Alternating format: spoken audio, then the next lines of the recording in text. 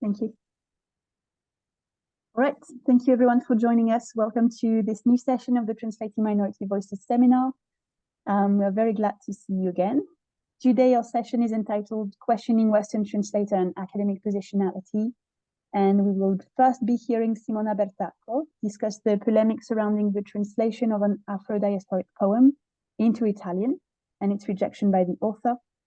And in the second part of our session, Kate Roy, Emilienne, AKPAN, and Laila AHMED will be discussing a collaborative translation project led by a Nigerian and a Swiss university. And it concerns a corpus of texts, featuring Hausa voices. So we will be dealing with several themes and mostly the fine line between making minority voices visible and the risk of appropriation or distortion. The session, as usual, will take the form of 2 separate talks, and then we'll receive questions afterwards. You may react during the talks if you want to write a question on the chat, but we will read them at the end when we have the discussion session. And of course, you participants will be able to ask questions directly if they wish to. It will be a discussion format thing. So we will be starting with Simona. I will quickly introduce our first speaker and then let her get started. So Simona BERTACCO is a professor of postcolonial and translation studies at the University of Louisville in the United States. She worked previously as a ricercatrice at the University of Milan in Italy. Her research focuses on postcolonial literature, gender, and translation studies. Her most recent publications include Time, Space, Matter in Translation at Routledge Editions 2023. Also the Relocation of Culture, Translation, Migration, Borders at Bloomsbury, published in 2021 with a foreword by Homi Baba. And also a special issue of the New Centennial Review, Performing the Archives in the Americas, which was published in 2022. So her talk today is entitled Non-Translation, Retranslation, Co-Translation towards a Decolonial Vocabulary for Translation Studies. All right, now let's get started when you're ready. Wonderful. Thank you so much to the Équipe TMV for all, first of all, for creating this space and for the generative, but also generous, very generous forum that you create for people like me who's interested in thinking about translation, but from different angles. Let me share my screen.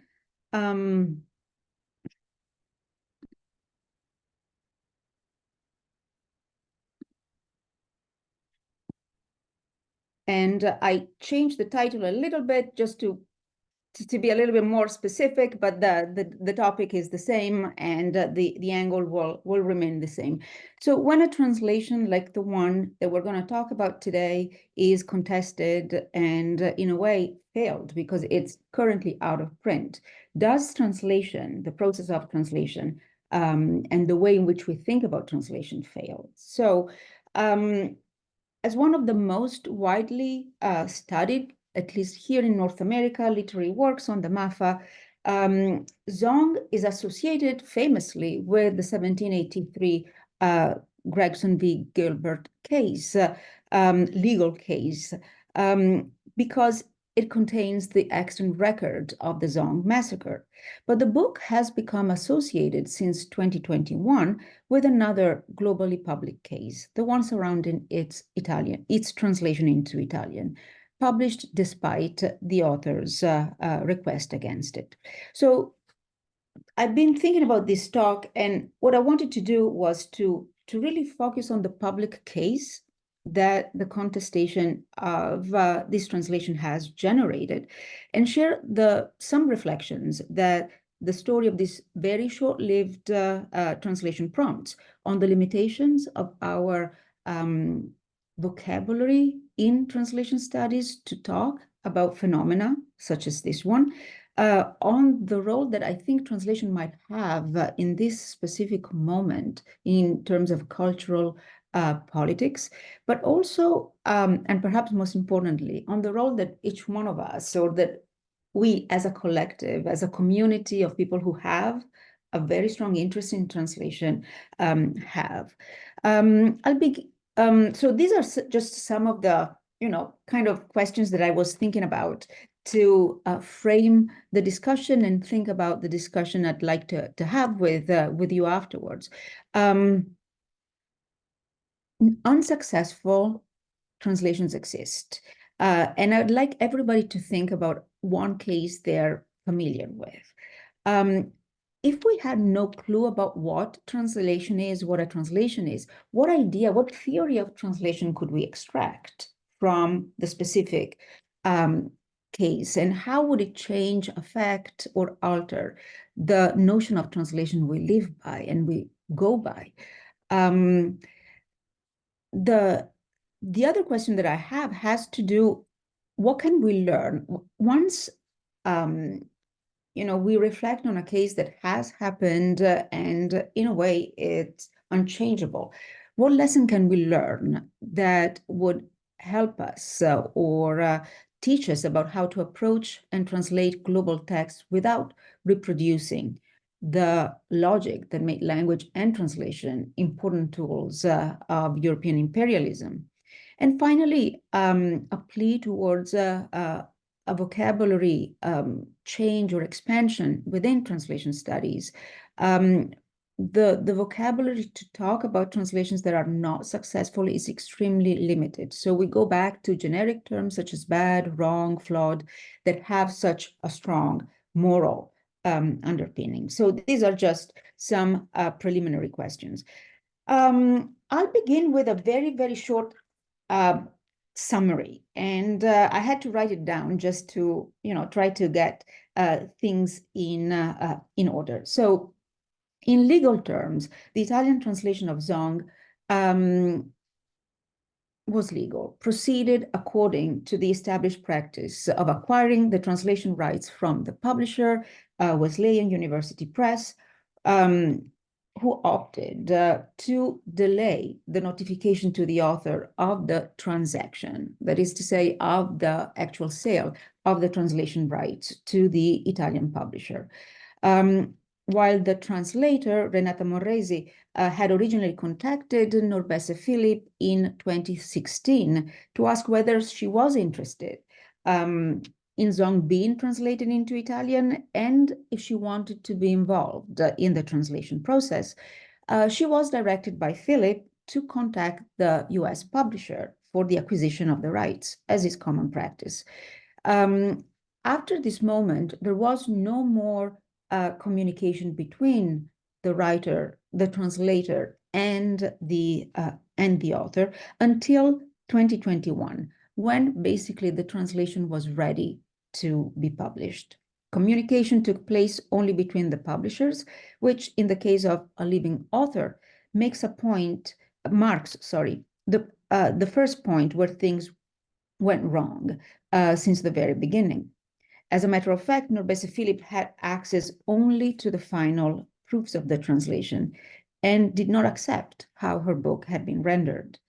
It seems important to note that while the author did not contest the interlingual rendering of the poem, she firmly contested the visual rendering because it did not respect the structuring principle of the original, that as she had articulated it in the commentary section of the book entitled Notanda.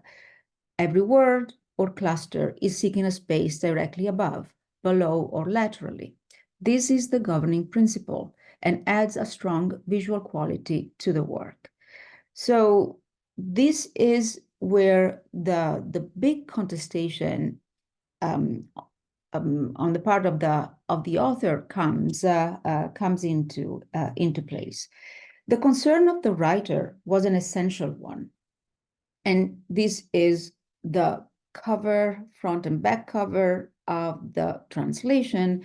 And here is the page that the author, Norbese Philip, shows on social media, and I'll talk a little bit about this later on, in which you can see the on the left side of your screen, you have the English, the original version, and on the right side of your screen, you can really see how the lining and the words are one on top of the other in some cases. So the concern of the writer was an essential one, and this fact alone makes the Italian translation a flawed one, as the translator herself later acknowledged with the writer and with a group of people that was trying to mediate. Unfortunately, however, when Philip pointed this out, she met with resistance at 3 levels. She met with resistance at the level of the US publisher, the Italian publisher, and the translator, who insisted that it was just a question of graphics. It was not a question of substance. Very likely, it was very late to interrupt the production and to delay the publication schedule so that a revised version could be published. If only, of course, if only we say it afterwards, this had happened, this talk would actually be able to examine the translation, but also discuss its current reception in Italy. Instead, what followed is that the translation is out of print at the moment. I don't know if you can really see at the end. I was trying to show how it has been taken out of the market. The 200 copies of the book were bought supposedly by the American publisher. The translation is declared out of print by December of 2022.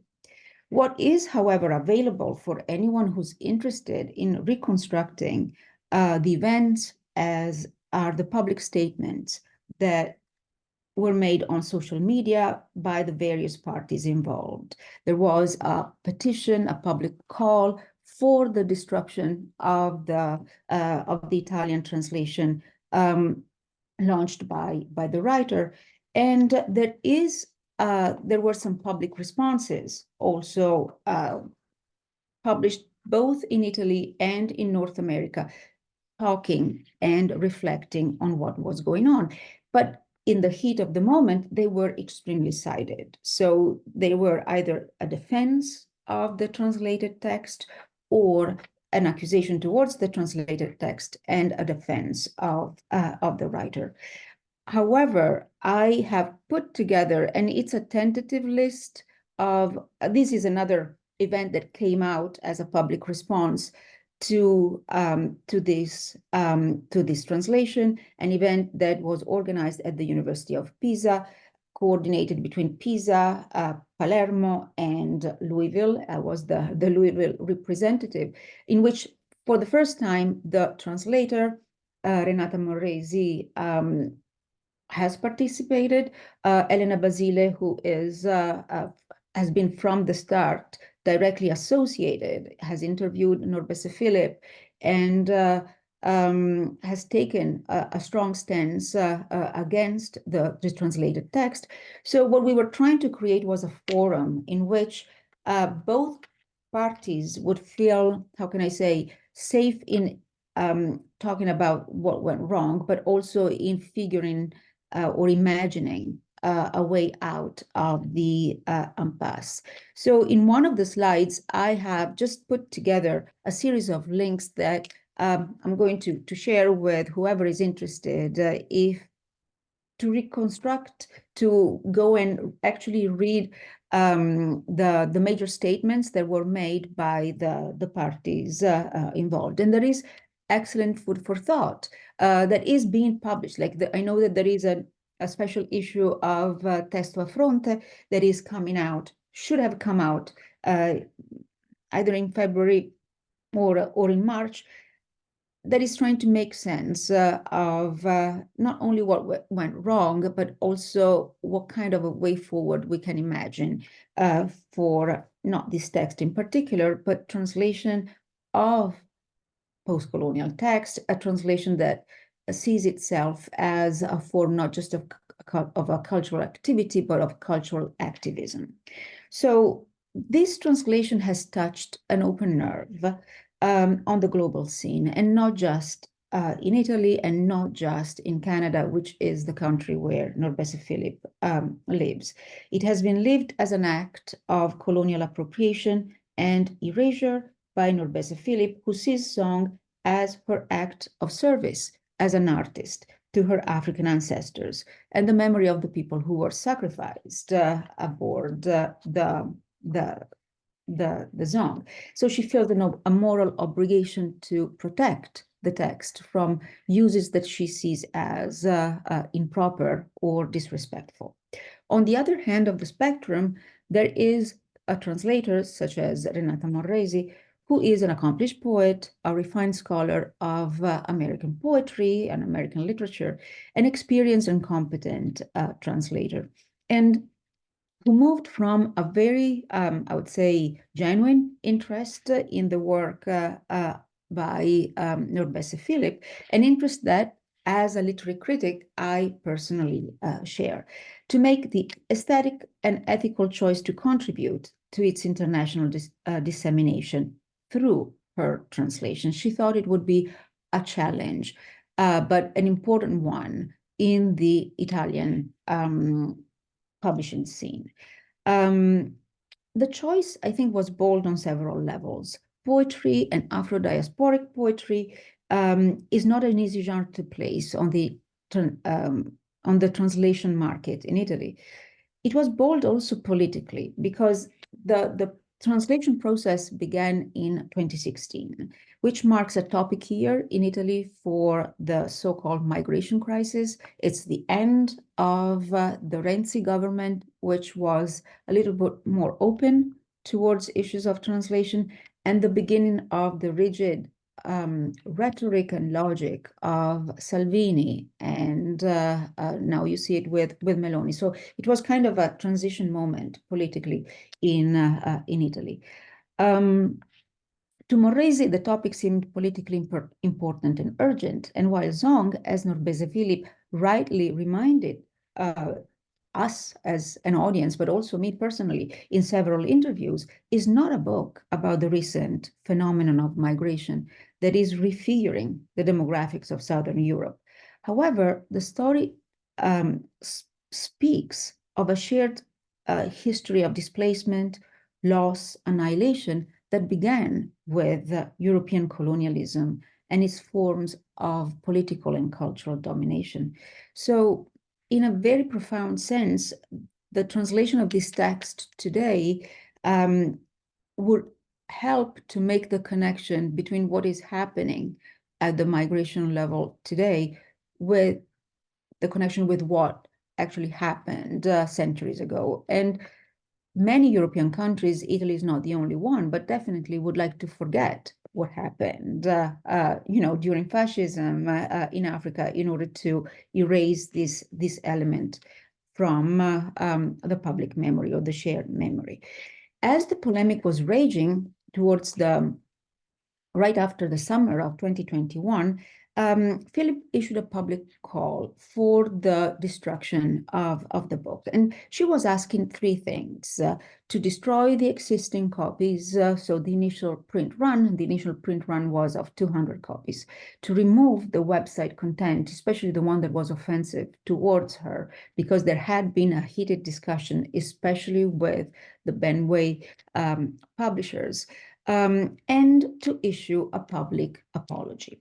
So while I know that a personal apology has been issued by the translator, the apology by let's say the editors has not happened. And what also I would like to say is that the difference in weight and in size between the US publisher as a university press, an academic publisher, well established in the marketing of African American books, and especially very, very well established in the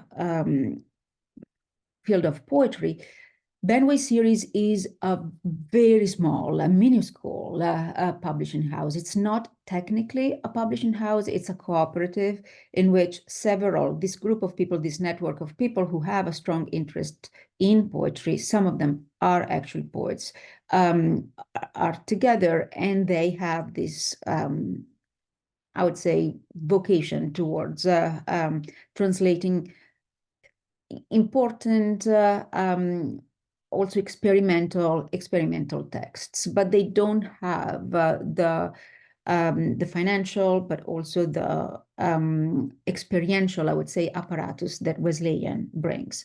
So I mentioned the petition because I really thought that the request for a public apology made a lot of sense on different levels. First of all, it connects with the ritual of public apologies that has characterized the past few decades, from Germany's public apology for the Shoah to the reconciliation walk, retracing the path of the Crusades, to the apology to the stolen generations in Australia, and so on.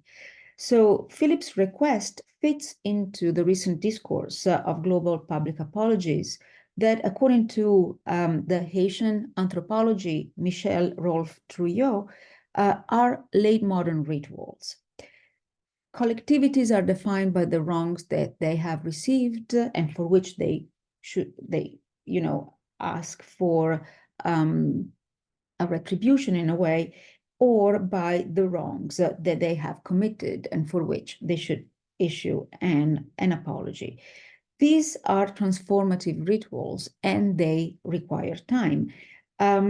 And I mention this because when I was involved in this event, I was brought in as a possible mediator.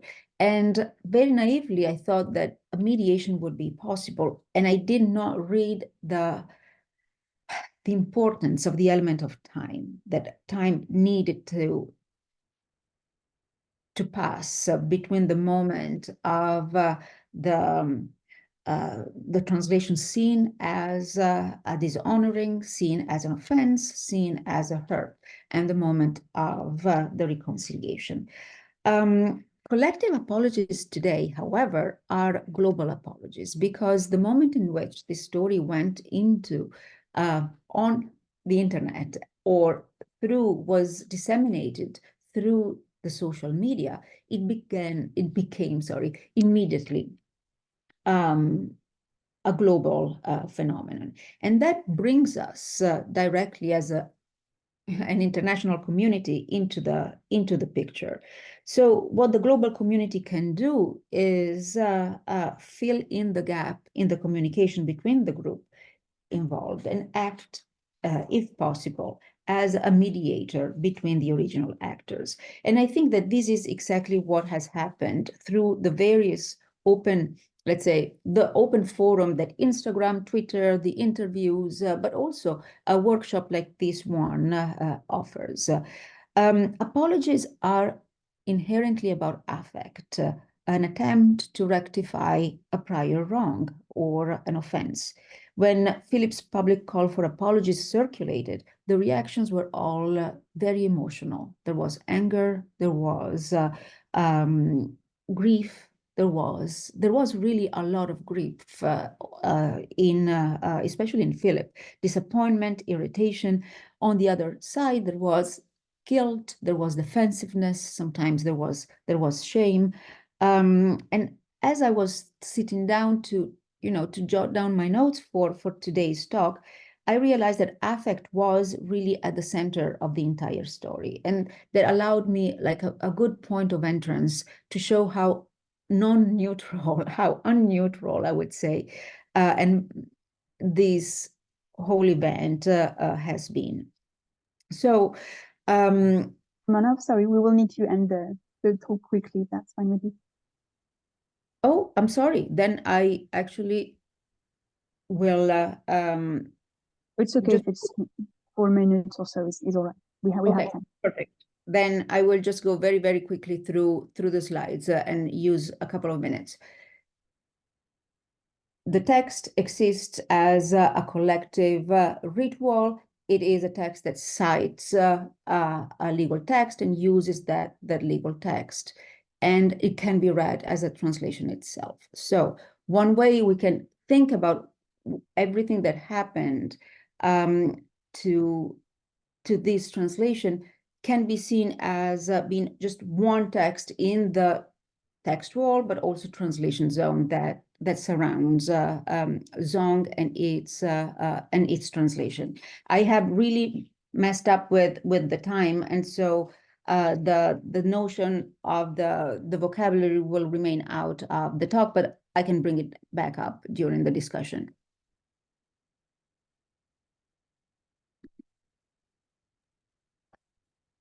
Yeah, okay, sorry. I was going to say, if you want to take just 2 minutes, that's fine to explain it, or if you want to take more time later. I think we can spare just 3-4 minutes for this. What do you think, Tiffany? So I was going to, let me see. Well, maybe I can mention the vocabulary of non-translation, or at least the idea of approaching this text not necessarily as an untranslatable text, but in what has happened here, there has been a revocation of the rights, of the international rights of the text. Norbesifil is not the only one that has done that. Sally Rooney has done it for political reasons with her latest novel. And so I'm really thinking that we don't really have in translation, when we talk about translation, a lot of not only language, but an approach that makes sense of the moments of impasse like this one. And so studying these cases by bringing in the protagonist and not focusing only on the interlingual rendering of the text is a starting point to learn from this event, but also to make sense of translation as much more than just an interlingual matter or affair. I'll stop here. Right, sorry about the final rush, and we will of course come back to everything you need to discuss and what the audience may have questions on, and in the discussion session. Thank you very much again, Simona. And so we will move on to Kate, Emilienne, and Laila's talk. And yes, I think everyone is here. So I'll start with a quick introduction of everyone, and I'll let you get started on your presentation afterwards. So we've got Kate Roy, who teaches comparative literary and cultural studies, post-colonial studies, and Germanic studies at Franklin University, Switzerland. She studied German and French at the University of Otago, New Zealand, and at the University of Manchester. She has published articles and edited volumes and contributions on diasporic and post-colonial literature in both languages. Her current research focuses on comparative studies, post-colonial literatures and cultures, and she is committed to learning critically, engaged in ethical teaching and research practices on post-colonial studies inside and outside of the classroom. She's also a translator of German language fiction. Emilienne is the director of the Writing Center of the American University of Nigeria. She mentors student leaders, teaches French freshman composition and community development courses. He has led various educational projects, which she will probably tell us about, and participated in many professional development workshops and webinars. Her interests include cross-cultural education, writing center pedagogies, academic integrity, and dynamics in the mass media. And finally, Laila AHMED is an instructor at the American University of Nigeria as well, holds a master's in linguistics from the China University of Geosciences, and is pursuing a PhD in Arabic literature. She has a BA and an NCE in Arabic studies, and she has consulting, translation, and interpretation skills in many languages: Arabic, English, Hausa, Fulfulde, and Chinese Mandarin. Beyond academia, she's part of American University of Nigeria's Adewama Peacemakers Initiative. Laila has been awarded the Chinese Scholarship Council honor and is dedicated to bridging cultural gaps and promoting education. We've got a lot of educators with a lot of things to share with us. Their talk today is entitled Capturing a Digital History of Local Hausa Narrative in a Multilingual Translation Project Across Borders. Thank you. Thank you very much, Juliet. And thank you for having us. It's really a pleasure to be here and to share what we have with you. So we're going to speak in turns, but I'm just going to give an overview, and then Laila will speak, and then Kate will also speak. So our seminar focuses on narratives, in a cross-institutional multilingual translation project across borders. So this joint initiative, between the American University of Nigeria and Franklin University of Switzerland, between Kate and myself, it focused on the selection and translation of an 1885 German colonial text, Louisville, edited by Robert Flegel. And we also focus on present-day Hausa narratives from the Yola region. Now, Kate's students were working on a German text, and then it happened, to be with, one of the characters, if I could use the word character, was from northern Nigeria. So he's Hausa. And then there were all these references, to things in northern Nigeria. So that's where the connection came. And I found that very interesting. So we now had to look for meanings, context, and even if those things mentioned in the 1885 text still existed. And through that, I'm trying to help the students understand, what obtains today. We also thought about the Hausa women here, the underprivileged minority women who don't always have a voice. And we wanted to hear their voices, transcribe these, translate them, and also make it a part of our project. So the emphasis here, probably see some cross-cultural themes, intersecting themes, and it's still a work in progress, but we're focusing on migration because the Hausa person in the text, the German text, obviously had to leave Nigeria and move abroad. We are focusing on loss, we're focusing on resilience, love, hope, and other things. But where, we see a similarity, we'll highlight it, and where there are differences or maybe different interpretations to the theme, we will also highlight it. So this project, as I've said, involved collaboration with local and international partners. And then, of course, we had support from Amical as well. And the translation processes now included German to English to Hausa, that's for the German text. And from the women's recordings, because we had to speak with them, and then record them, and then transcribe what they were saying into English, have it translated into Hausa, and also into German, of course, German from the English version. So there's a lot of translation going on. There's a lot of self-reflection in the process as well, and understanding, cultural backgrounds. So translation efforts here were led by an intern, Faith Lucas, she's unavoidably absent, and then my colleague, Professor Laila AHMED, and of course, Franklin University of Switzerland's upper-level German students. Particular focus, as I've said, was placed on recordings of the women's narratives in Hausa, transcribed into English and translated back into Hausa. Very complicated, but also very enjoyable and challenging process.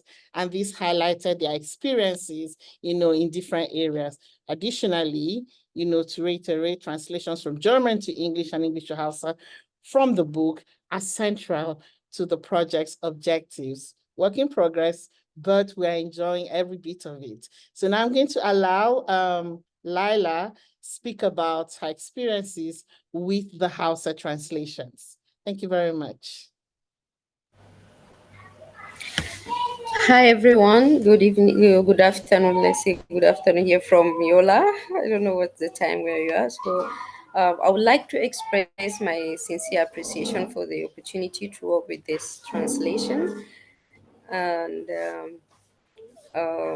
translating a story holds a special significance, and enthusiastic about the journey we have taken to bring this to a new audience. So the translation process is something that I'm so excited to do it. Like, the translation process. My first crucial step is to deeply understand the source text in the English. This involves imagine myself or deepen myself to the content to grasp its meaning, and then the new one is comprehensively. Um, so interpreting is not only the process is not only interpreting the literal word, but also capturing the cultural reference, uh, the deep meanings. Understanding border narrative and context allowed me to make informed decision about conveying these voices um, to a target language. This foundational comprehension serve as the basis of creating an accurate and culturally relevant translating and preserving the richness of the original text. So this can you play the audio, please? Yes. No, wait. Sorry, I'm not sure what the problem is. It's not working. Okay, It was then. working just before. It's Shall working now. we- Sorry, Oh, I'll yeah. try it again. Cool. Here we go.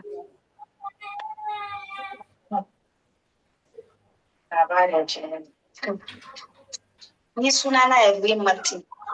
Ina zama a Mobile 14. PTS Block Kingdom 2. Ni widow ce. Ina ya rasu tun 27. Ta bar ni da yara. Ina wahala ka ina yi. Yayan nan ba sa zuwa makaranta wani lokaci. In ina da shi zan taimaka musu.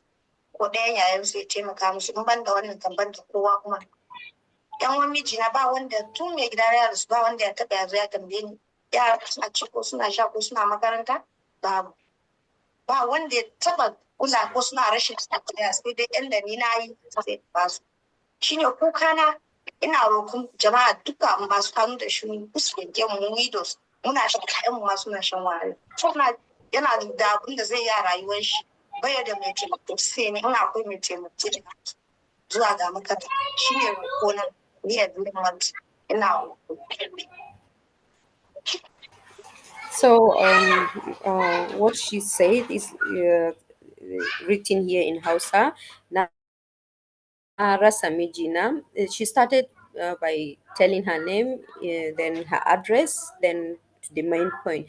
The translation process tried to capture the main point and then not leaving also the content of what she said.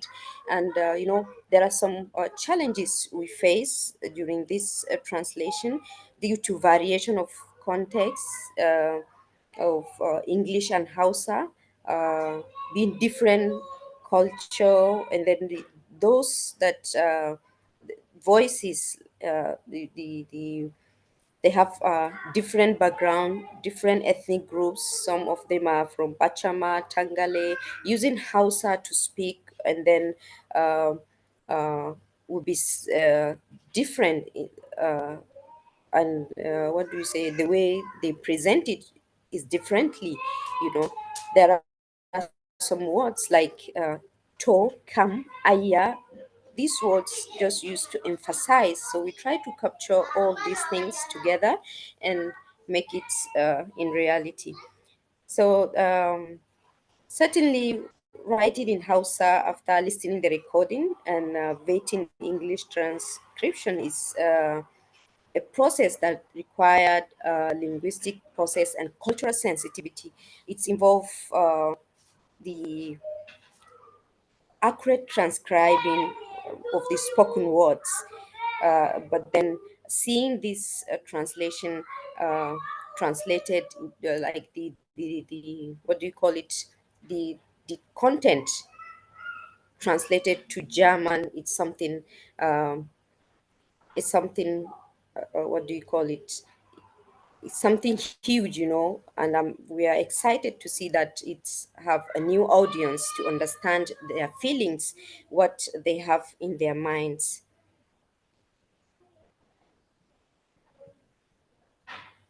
So the second audio, can you play the second audio, please? I've just seen that it's quite long. It's 4.5 minutes. Is there a specific part that I should play? Okay, let me just summarize. She's just saying about her life after her husband demise, and then how she managed the resources that left by her husband. Later on, they start suffering and so on. So this is what she is saying, and then she was also encouraging widows to what do you call it, to engage themselves in businesses so that they can support themselves. The challenges that we face during translating this, there are cultural differences. And for example, where she said Bambada Kaiba, if you can translate this word Bambada Kaiba, is like I didn't give a head. But then culturally, it could be translated as to reject a proposal from a man. So this is uh, some of the challenges that we face.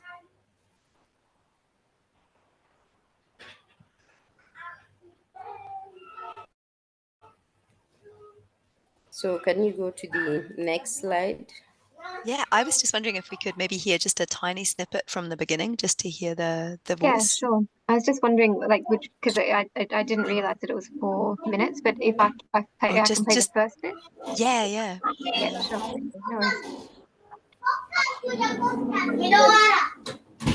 Sai ki gaya mana labarin ki inda ya kasance bayan da abokin zaman ki Allah ya kira shi to da ya bar zaman gaurancin ya kika yi rasuwansa ya kika tashi da yan uwan shi ya bar muku gado sauran su sai ki Assalamu alaikum. Yanzu gana sabo lokacin da ya rasu amma zan sha wahala don shi manomi ne lokacin da ya rasu na bar mana abinci ban yi tsammanin zan shiga ba je a zo a je a zo a je a zo muka irin shekara ɗaya biyu zuwa uku ban sha wahala to akwai gadon da ya bar mana I don't know if you want me to keep going. No. Okay, in conclusion of sample narrative about the disadvantaged woman and the vulnerable children with this such migration, laws, resilience, love, hope, and education. So engaging with this oral history recordings in the Hausa language adds an authentic dimension of this narrative. It's allowed for direct connection with the, what do you call it, storytellers, capturing their emotions, experience, and cultural knowledge in their own words. By preserving and sharing these oral histories, we have the life experience of disadvantaged women, especially widows, uh, and then vulnerable children, providing a platform for their story to be heard and then valued. These themes, such as moving from one place to another, after the demise, they have some changes, struggling, and then what do you call it? Seeking better opportunity or fleeing from adversity, loss, explore the profound impact of separation, displacement, or behavior. So represent the enduring human spirit, offering the scale of inspiration in the face of these kind of challenges. So incorporating these themes into narrative not only raise awareness about the issue faced by disadvantaged group, especially widows, but also also inspire action and advocacy of positive change through storytelling. We can cultivate empathy and promote social justice and so on. So I think this is all from my side. And Kate, you can take on from where I stop. Thank you. Sure. Thanks very much, Laila. So if I can get this to work, there we go. So I'm contributing from the other direction, I suppose you could say. I have a few things to say about the translation from actually of that Laila was just talking about, the translation into German aspect of that, but I can maybe save those for later. I have a few thoughts about positionality and my own involvement and contribution to that particular piece. But first of all, maybe let me just talk about the translations from German to English and English to Hausa. And it's been a really exciting and also, I think, a really rocky process for us on our side. You can see that. So the translation that's gone from German to English has been done entirely by students of Franklin University, Switzerland, and I have a big slide at the end which has all of their names on it. We had a number of layers to consider here, and one of the first huge challenges for us was the fact that students actually needed to learn to read this colonial text. And what I should perhaps say about this colonial text is that this comes at a moment that was really central, key for German colonialism. Flegel's text was published in 1885, and that was smack bang at the time of the Berlin Conference that led to the division of Africa between the powers of Europe.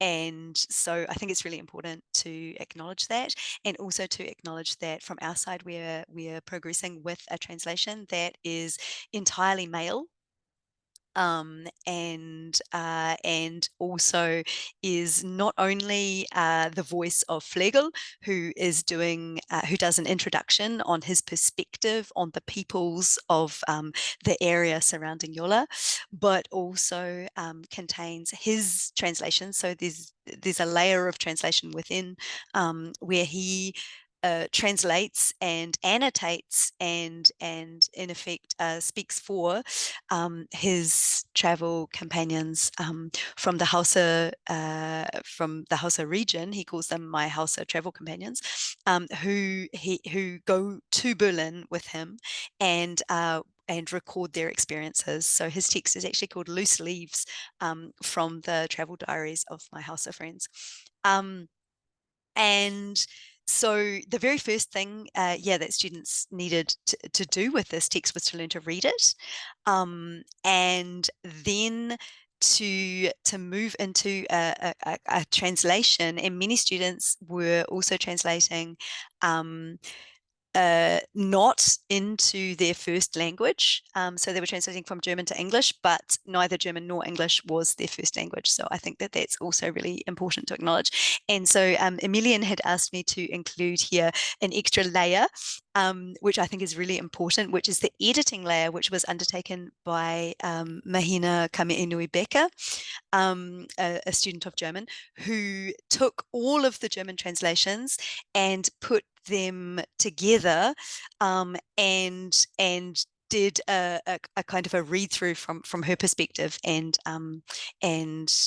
moved them perhaps in some ways closer together. So you can see the layer of her editing process here. And this is the introduction, the kind of final version after Mahina had taken a look at it, and its movement through Laila into Hausa. So yeah, this has been a really a really important trajectory for us. And I'm just going to kind of keep going here. So you can see another example here too. So the Flegel's text is composed of this introduction of this biography or life story of Muhammad Mai Gasimbaki, a really important figure from the region who was related to the friends of Flegel, and then the Flegel's translations of the diary excerpts of his friends who were, and their impressions of Berlin. The text was published in Hamburg, and I'll come back to why that's important for us later. But you can see here also with Mahina's editorial comments, what was difficult to read because there were so many cultural layers to the text that that it was actually impossible to draw out of the German if you didn't know what you were looking for in English, which very often we didn't from Flegel's text. So you can see some of the challenges that we had here with the highlighting and comments that remain. And perhaps let me move on here too. So it was there's another layer to this particular process that was undertaken by Franklin students, well, two other layers, and I am just going to maybe briefly summarize that too. So the students expressed their concerns about the sensitivity of the translation of these particular texts, and especially their discomfort often with translating phrases that Flegel, in a very Germanic colonial style, had written about the peoples of the Yola region. And so there's that to kind of take into account as well. And what I think it's really important, and we are really, really lucky to have Grace Bacon here today on this call. And I wonder if Grace is a former student of Franklin University, Switzerland, who is now at Columbia in Paris. And Grace is the designer of the interactive website on Scalar, which is what we're building with this particular project. And Grace, I wonder, while I bring up the website, if you might maybe want to say a few words about it, and maybe about the annotations that students did, those particular layers of annotations that translation studies students did to take a critical perspective on the translation process. Sure. I mean, to throw me on the spot, let's see how well I do. I'm so sorry. Hope y'all can hear me. Well, as Kate brings this up, another key element in this very layered, very multidimensional project is the need to, whatever gets done with this project is to then make sure that the platform that's holding this information is responsive to the project's multivocality, because we're dealing with this from a research standpoint, we're dealing with this from a subject standpoint, and then also in terms of an interactive, what kind of audience is going to be able to be engaged with this, because we all know there's no point in doing research just for research's sake, because this needs to be, if this is a community-based effort, this needs to be accessible by a community. And so in the Franklin University Switzerland students engaging with translation while also thinking about the theoretical implications of what it means to translate and all those great thinkers that are out there and what they've written about it, we're kind of sitting not necessarily comfortably with what they were doing or how they were receiving it or their process as editors. So we wanted to make sure that there was a way to imbibe the project with those layers as well. So on the website, which I can't see, I don't know if it's up there. Good to know. Okay. Yeah, I think you're just sharing the PowerPoint, but you should Am I probably still share okay? the- Let me go back and share a different screen. Here we go.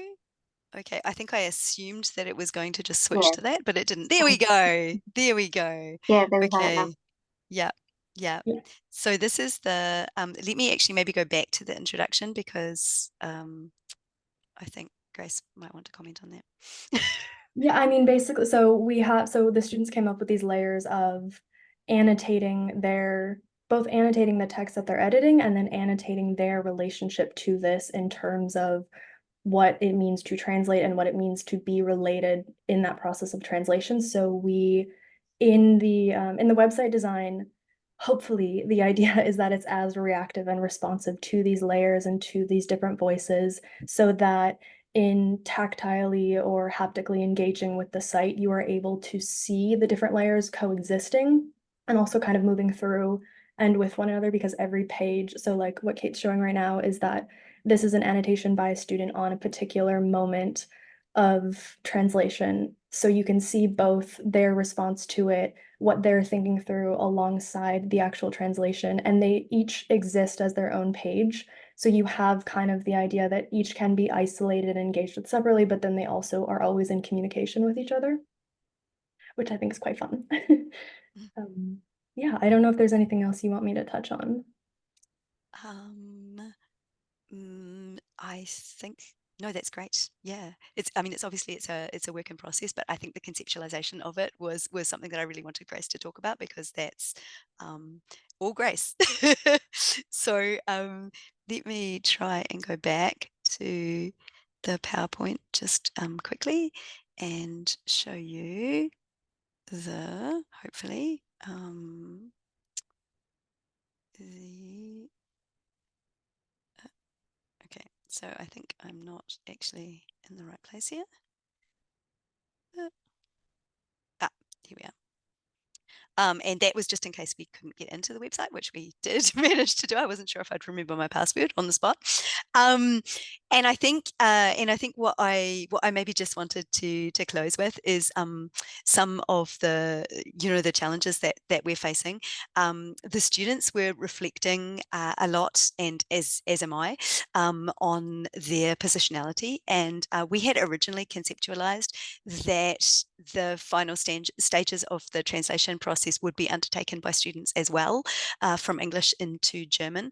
But I had 3 students who I had approached for that, and they had all expressed that both that they felt uncomfortable as German or Swiss German students with the notion that they were in a position of power in relation to the translation, and also that they were concerned that having attended English schooling just about all of their lives, their German would be quote unquote not good enough to render the translation. So we find ourselves in a position where a really slightly awkward position that we should reflect on at some point, where we don't have really enough funding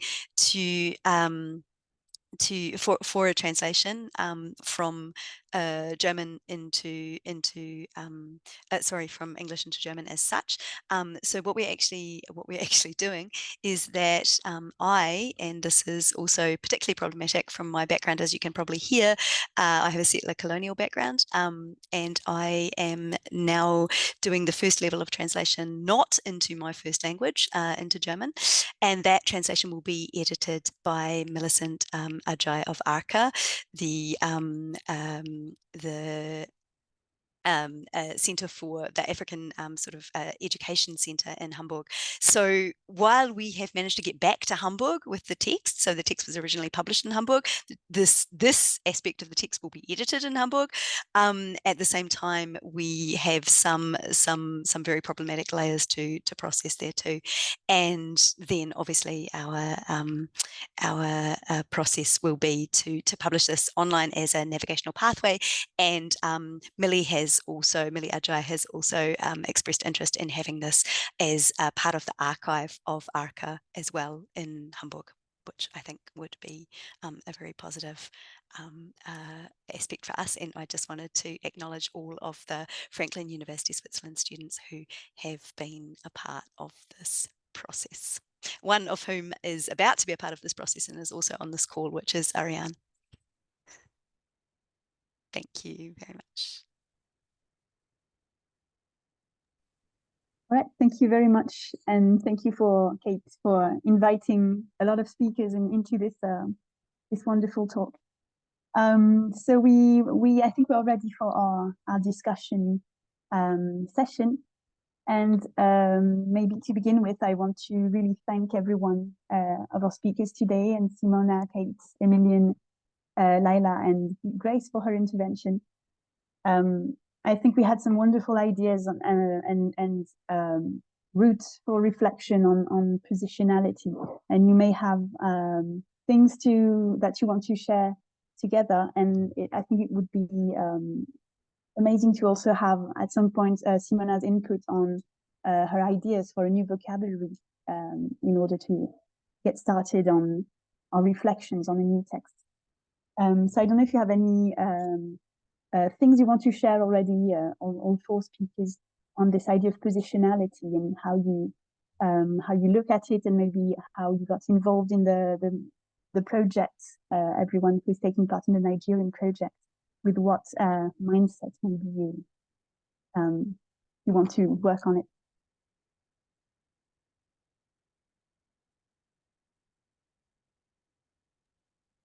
Right, I'm not sure there's any reactions yet. You want to get started, Emilienne?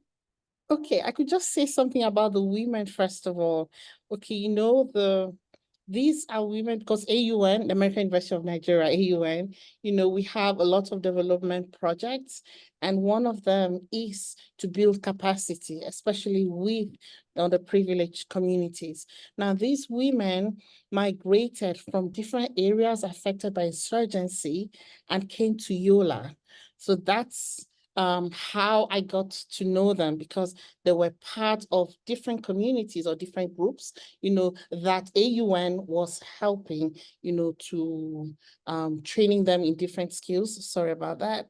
Training them in different skills, you know, so that they could get their lives back together again. And in spite of all that they had gone through, because as you listen to Laila, you know, she talked a lot about, you know, the demise, you know, the losses, resilience, you know, so there's a lot of that. So when we were recording, you know, it's not because I do not speak Hausa incidental, I don't speak Hausa and I don't speak German. So I'm in a rather curious position as well. But this project, well, to me, was really very important because one, it gave me the opportunity, one, to hear from them, you know, and then, but I also worked with a team, you know, that could interpret what they were saying and hopefully as faithfully as possible. And then Laila, again, you know, could vet the translation and ensure that we were not losing out on what the women were saying, either through certain words, you know, or certain expressions that could not really be captured in English, but there's a way they respond to certain things or some of those fillers when they're speaking in Hausa, you know. So Laila was able, you know, to also capture all these things and ensure that we were maintaining, one, the essence of what the women were trying to pass across, and also not in any way tainting, let me not, I don't know if I should use the word tainting, but at least maintaining their cultural heritage as well, because there's a lot of culture in what they're saying in Hausa. So we tried as much as possible not to interpret it the way we think, you know, it should be heard or read, but to make sure that we put ourselves in the shoes of the women, taking in consideration that they were coming from a particular background with, you know, with certain experiences, which obviously influence how they were speaking. So that's what I can add to that. Thank you. Yeah, if I could just add to that too, with the translation into German, and I want to give a particular shout out here to my research assistant Daniela Perez Chica Trancoso, who was not able to join us tonight because she has a French class. But I spoke with her quite a lot about the translation from English into German of the Hausa voices, and we noticed a lot of patterning in terms of the way that the women were speaking, that it was really important for us to try to, or for me to try to render in German And in particular, and I know that Grace has thoughts about this too, so I hope that she might say a few words. But for us, it was really important that the recordings from the women were oral recordings, and that we were actually translating them, that they had been transcribed, and that they had been translated into English, that they had been translated, and that we were translating them into German. But we needed to be as true as we could be to the oral nature of those texts. So I was reflecting on the tenses to use in German, and I made a conscious move to use the perfect tense. Rather, because that's the tense that is used in spoken German, and to try as much as possible, which is actually a lot easier for me as a speaker of German, not as my first language, to try as much as possible to be true to the patterning and the sentence structure in particular of the text, just where things are put, and to also pay a lot of attention to the similarities between the different translations too. So I tried really hard with that, and I think with the obviously with the concerns about my positionality at the same time. And I hope that, and I know that the editing process is going to also retain that while removing the obvious grammatical errors that I introduce as somebody who is not a first language speaker of German. Yeah, but the oral nature of the text was really important for us. And I was wondering if, just to add to this, if you have had exchanges with the speakers of Hausa on their reactions to the translations, either in German or in English. You said Laila was your go-to person for Hausa questions related to the Hausa language. Did you have other specialists? Well, yeah, there's another specialist in another university here in Yola, but at the time when we started the project, he had to travel. I think he had to go on sabbatical. So it's really Laila that I was working with, because when she works in, she speaks the language very well. She has she also, as you've read from the bio, she also works different languages as well, including Arabic. So she has a very good grip on the background, on the words, on the semantics of these words. And if there was anyone, any word, that was, that we needed multiple, maybe another opinion about, we definitely spoke, with colleagues, we could reach out to colleagues here to find another, just in case, we had missed it. So to ensure that we are capturing exactly what the women, because, a word could have different meanings depending on the context. So we wanted to make sure that the way it's spoken in Hausa is the same way, and how it was transcribed in English captured, what the feeling, the emotion was. And, when she also translated the English version into Hausa to ensure that, all that was also reflected. So, Laila is my go-to person, yes, because I know she has a very good command of the language and, the whole cultural nuances and all that. And, but where we need additional information, a second opinion, another version in case, it's spoken elsewhere in another dialect and it means a different thing, we ask. As Kate has said, is work in progress. So we're getting there. And the annotations obviously will reflect, these nuances. I think I may have something to add on this.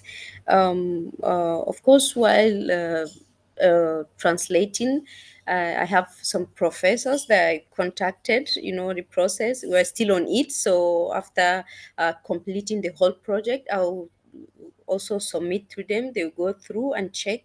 There are Hausa professors I have here in my area. So this is what I would like you to know more about it. Thank you.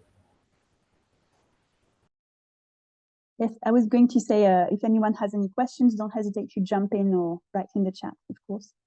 And I thought the reflections we were having draw a nice parallel with Simona's work, because there was the issue of apologizing or explaining what you're doing with notes or with, I think that's a great, the website looked great with all the interactive elements. So there was this theme of apologizing or trying to explain.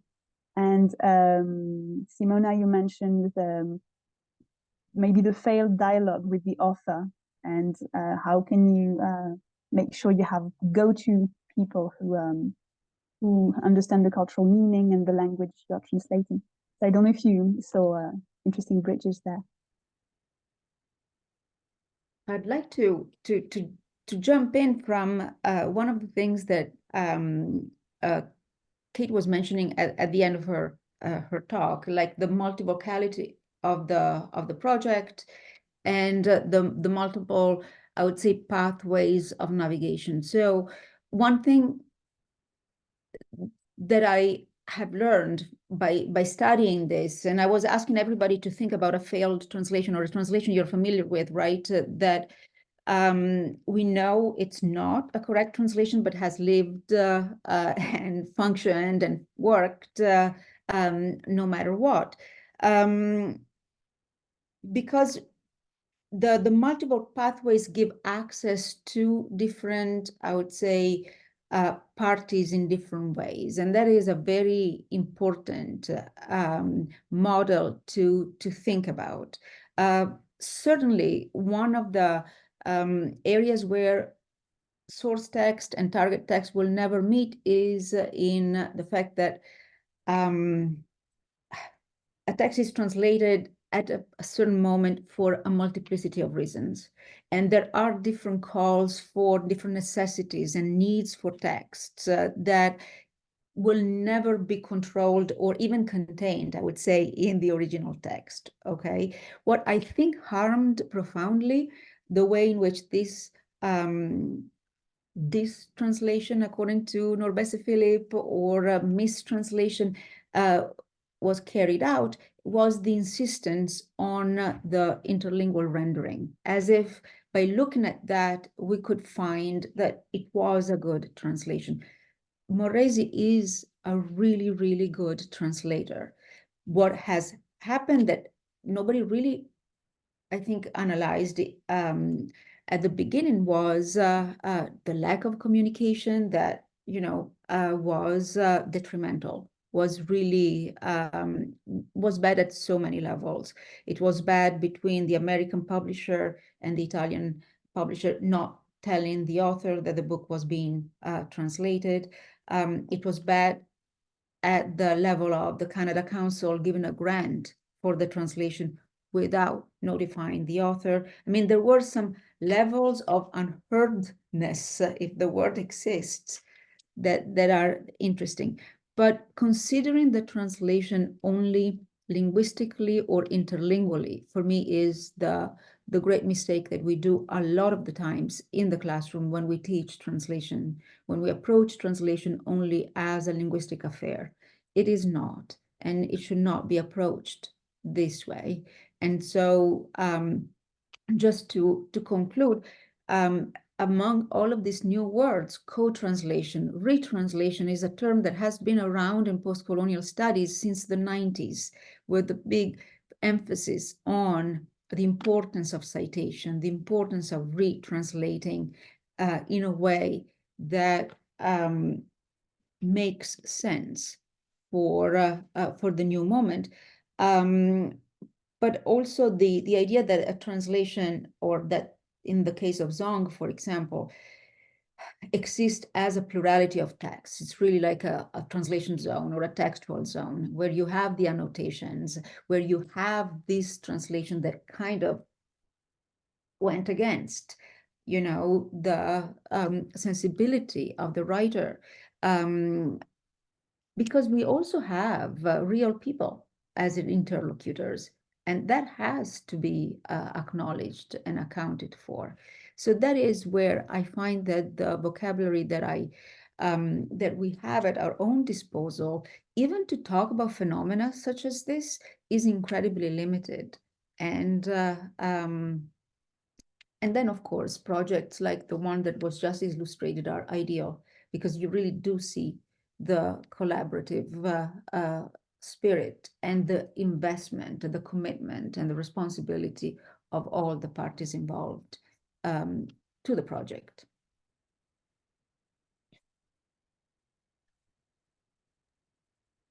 Yes, I don't know if you guys want to react to this, but it was there's a really interesting bridge here between this idea of having multiple translations and multiple layers, and maybe agreeing on the fact that it's never finished, and you can have a I love what Simona said about the plurality of texts and remaining a translation zone. Maybe it will never have a finite form.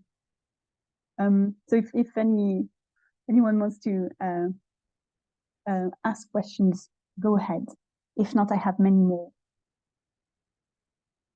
I was just going to react to that briefly. I think it's a very reassuring thought for us too, because I have to say that, you know, there've been many moments in this process, and I know Emilienne feels the same way. Many moments in this process when we've encountered hurdles that have really made us wonder if we will actually ever come to a kind of a complete form. And then I was actually also thinking this week, you know, does it really matter? Because I think the process is and the layers of the process are more important to this particular process, as illustrated in Grace's design of the Scalar site as well. I don't know, Emilienne, if you want to reflect on that too. Oh, I have the same thoughts. Yes, indeed. Yeah. I have the same thoughts. Yes. Together a wonderful archive. It's already a finished work in some way, and the fact that you're giving access continually and in different ways to and there's this idea of the translator's role, maybe as collecting or memorializing or giving access, but creating a collection, but also giving access to a changing public. That's very interesting. I wondered actually if Zong had received other translations elsewhere in the world. This would have been the first world translation of the text, and there were a couple of other attempts, but because of this, the rights, once the rights have been revoked, and to be fair, Norbese Philip has also revoked the text from Wesleyan University Press, so it's not that her let's say reaction was only towards the Italian publisher and the Italian translation. I wanted to mention one thing that I think makes sense to think about, especially when we deal with decolonial approaches, but also post-colonial text, that Zong itself is a translation in a way, because you have a translation from the legal text into the poem, because the poem is only written through the words of the legal text. And I was mentioning the performances. The very first time I saw Zong was actually before it was published, because it was unpublishable. It was really a big box of pages. It was performed by the author, and the author holds this ritual performances. She calls them durational readings, generally around the days of that mark the anniversary of the massacre on November 29th. So if you think about the multiple permutations, but also the multiple lives of texts, you also see how translation is just one of them. And the translation into Italian versus into Hausa, for example, or into other languages will just be a little piece within this. And we take away all this pressure on just the written text or just that version. So that's why I really liked the idea of having all the editorial annotations or all the prior translations being kind of contained. I think it's really, really important. It's a model for how we study translation, how we approach it with a sense of the fallibility also of the enterprise, but of the importance, and that we're not necessarily making the text our own, possessing it, you see, owning it.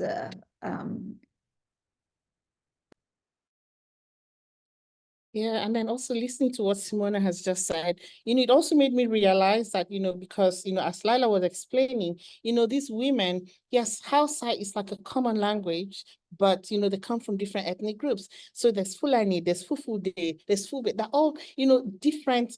I don't know if I should use the word dialects, maybe Laila can correct me there, but where they're speaking in Hausa because it's the generally accepted language here, or would they have expressed themselves differently if they were speaking their own version of the language? So there's also that to consider. I mean, it just occurred to me actually, are they using the words they would have used if they wanted to express themselves, that particular emotion, that particular experience? Would they have used something different? I don't know. But again, it comes down to us being as faithful as possible, to what we're working with, at least, so that we do not lose that emotion, we don't lose that experience that they were trying to pass across when they were speaking. I think that's wonderful. You showed how many layers there were, and additionally to all the ones you already mentioned, there's self-translation, expressing yourself in multiple languages, and there's this I think Simona's ideas on performance, however you translate oral experience or cultural experience in a specific book or poem or performance, whatever someone else will make of it. That's an interesting circle, maybe an unending one. And if we have any additional comments here, or maybe we will. Yes. I was wondering if Grace wanted to comment on the orality aspect, because it's something that she's thought about a lot. I mean, just to kind of speak up a bit, is I came to this project through the lens of kind of looking at how orature manifests itself through different modes of expression, and how the reception of those modes of expression is either limiting to the story or expansive to the story, and how our relationship with that changes based on how we kind of perceive comfort or perceive our ability to access that. Anyway, so I am very interested in orality in particular, not as necessarily that which is just heard or that which is just said, but kind of the interaction that you have between that. And I'm grasping for the vocabulary here to take the lead from Simona, because I think in moments of translation, that's a really particular thing, as everyone's talked about, is this is so dynamically layered and you can't parse one out from the other. So in terms of doing any sort of project, is you're going to encounter all of these. And of course, in reality pokes that there will be budgetary restrictions, there will be publication restrictions, there will be reception restrictions, and still finding a way to maybe bend what you're able to do with the project in a way that is, as I've said before, responsive to all of those, to kind of demonstrate the work in progress as the work. Which I don't know if that answered your question, but that's been kind of rattling around my brain as you guys have been talking.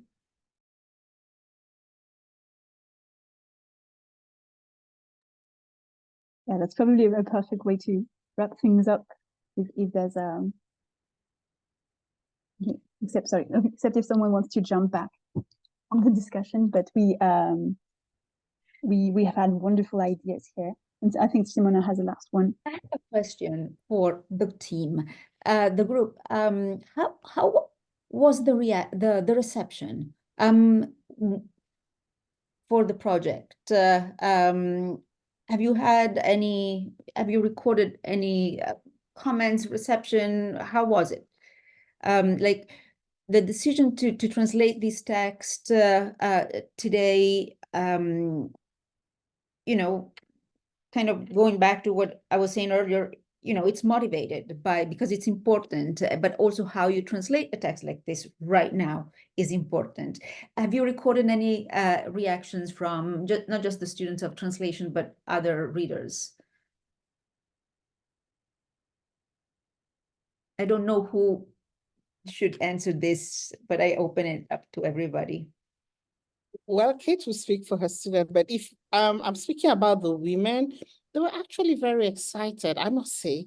They were very excited that their voices would not only be heard, but would be amplified by a project of this nature, because others, would now have the opportunity to understand, what they go through, what insurgency has caused them to go through, but still, how they hope, how they plan their lives, and then the resilience that makes them not want to give up, which is why they were involved in this project, capacity building projects, not just for themselves, but also for their children.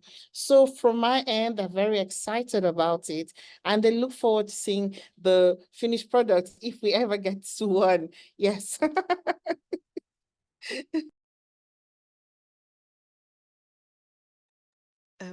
I'm sure my students do too, and Ariane is probably now very nervous about beginning the next layer.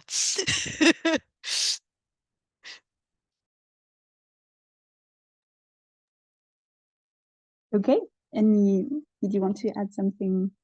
I think Tiffany wanted to speak. I was just going to introduce the next session once you wrapped up, if you wanted to.